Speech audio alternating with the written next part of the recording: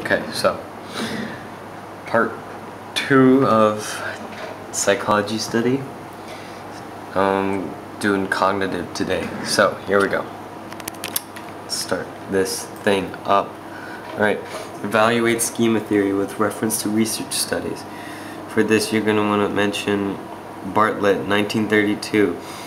Bartlett, 1932, he was credited with first proposing the idea and the concept of schema, or schemata, which is plural, and he arrived at the concept from studies of memory that he had conducted on students, where he asked them to recall details of stories that weren't, and the results showed that students recalled some details that weren't actually in the story, weren't actually there. He suggested that memory takes on the form of schema, which provides a mental framework for understanding or remembering information. The study that you're going to want to cite is Bartlett, 1932, where he tried to demonstrate the role of culture in schema processing.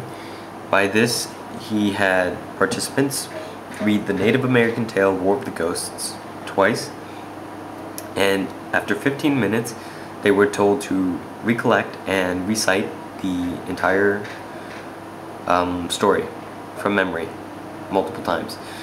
The results showed that people tried to reconstruct the story by fitting existing schemas together. The more complicated the story, the more likely it is that elements will be forgotten or distorted, such as small, tiny, minor details. Anyway, that's how you're going to want to answer that question. Next question.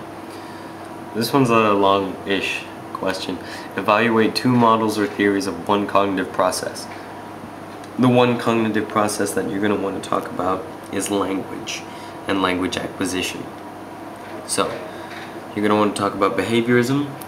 B.F. Skinner, 1957, who stated that the basic process and relations which give verbal behavior its specific characteristics are now fairly well understood, but much of the experimental work that he had conducted is applicable to humans. There is no species restrictions.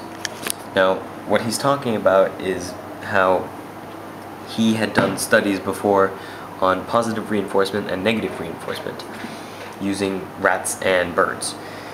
Now, if a rat or bird was taught something and they did that one thing correctly, let's just say, I don't know, retrieve an item. If they retrieve an item, they would be granted positive reinforcement, which could be anything from a treat to a pet, I don't know, and but it was positive reinforcement nonetheless, therefore encouraging good behavior. Vice versa, if undesirable behavior was received, then it would be punished with negative reinforcement, which is, you know, the animal could have been hit or something, or just ignored, or not get any positive reinforcement, basically. Positive, negative. And let's see.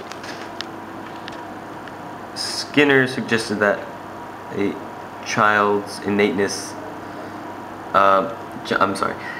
that's a child imitates the language of its parents or carers, and successful attempts are rewarded. For example, if the child says mom, he gets his mother. His mother comes to him and attention is given, etc. Or if he says toy, he will receive a toy. And if he says incoherent gibberish, basically, he won't actually get anything. Thus, positive, negative reinforcement.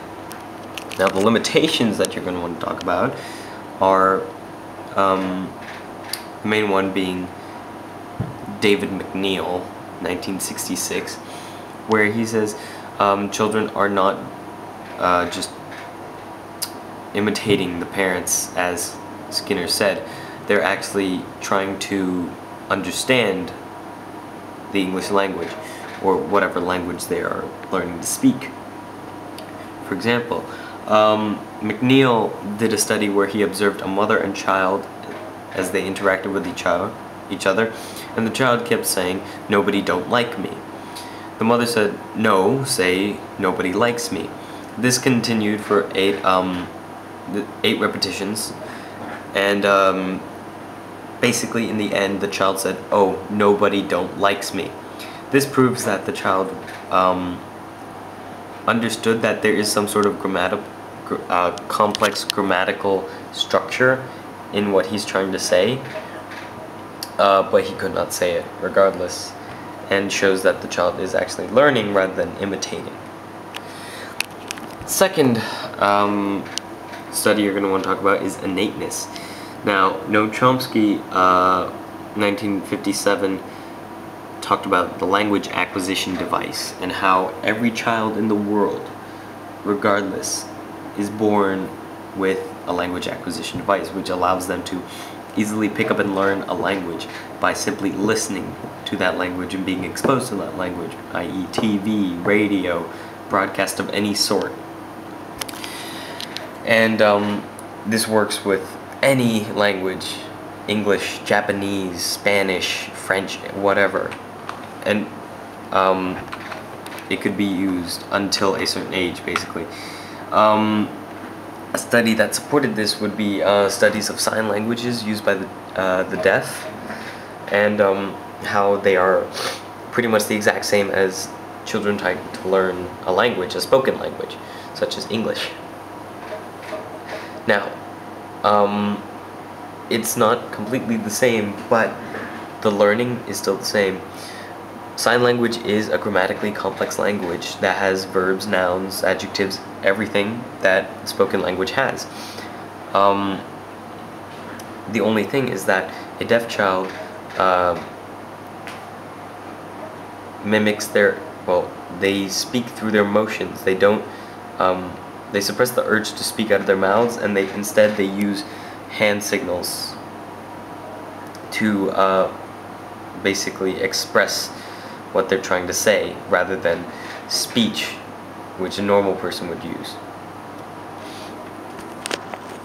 Let's see, limitations would be 1977, Brad and Sachs published a study on a child known as Jim, and Jim is the hearing son of deaf parents. The parents did not want Jim to learn sign language, so they had him exposed to TV and radio and broadcasts, etc., etc., so that he could listen to language, so that he could eventually speak it. However, Jim made very slow progress. He couldn't really speak, so a language instructor was hired and brought in to help Jim.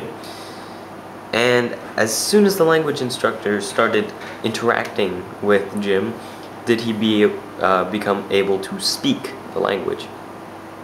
So, although Chomsky is somewhat right, he's not completely right. There also needs to be social interaction so that the language can be learned, rather than just observing, listening. There needs to be some sort of interaction, participation by the subject, so that the language can be further understood. Alright. Wow, that was long. Alright, checking time. Okay, 8 minutes.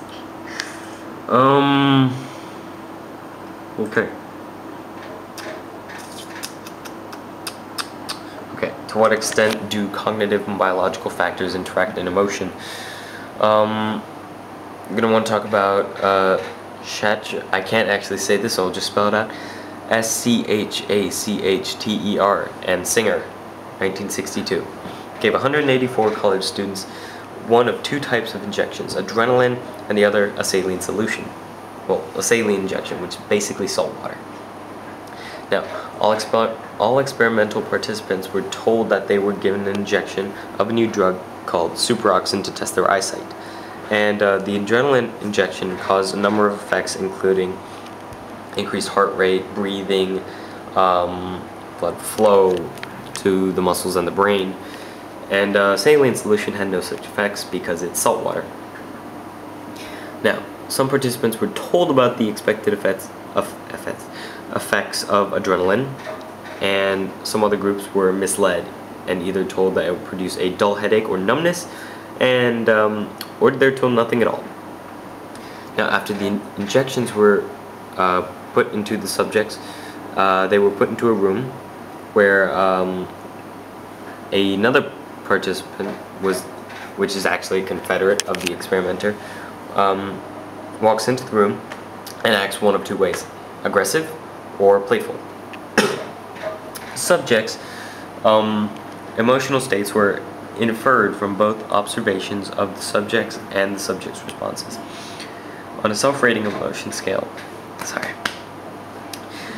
those subjects who had received the adrenaline injection were more emotional to both measures, showing that at first the first factor in emotion intensely resulted from visceral arousal. Participants who were misled or naive about the injection's effects behaved similarly to that of the confederate. Therefore, if the confederate acted playful, the subject acted playful along with the person. Simple. Shatner's cognitive, Shatner's, the one that I couldn't spell. Anyway, this cognitive labeling theory thus identifies cognitive attribution to the mind's attempt to pair the feeling of arousal with its inferred pattern in the environment as the second factor in the two-factor theory of emotion. That's what you can want to talk about right there. Anyway, this video is long, and this only has some of the studies. The other studies that you need to know are with reference to relevant research studies. To what extent is one cognitive process reliable? For this, mention Bartlett. Also mention, because it's two studies, but mention Ashcraft, 1989. Basically agreed with Bartlett. And the other question is, evaluate one theory of how emotion may affect one cognitive process. Talk about flashbulb memories, and talk about how the amygdala is the main memory storage function of the brain. Basically talk about how emotions and mood affect how and why memories are made. And flashbulb memories are basically super clear, vivid memories, because they're related to emotion, and then relate that back to the amygdala. That's how you want to answer that question. Alright, that's basically the video. Alright, go learn some psychology and stuff. Alright.